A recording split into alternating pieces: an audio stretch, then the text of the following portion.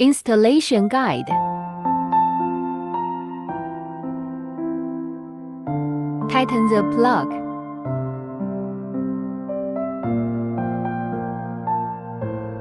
Align the bottom of the juice compartment and press down. Tighten the auger.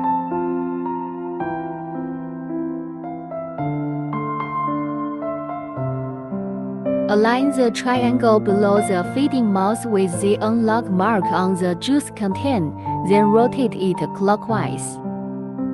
Safety switch design. Turn on the on button. The machine will not start until the tab is tightened. Disassembly method. Press and hold the REV. Lift the entire juicer component.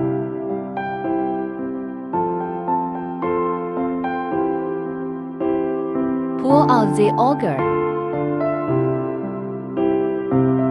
Pull out the bottom plug.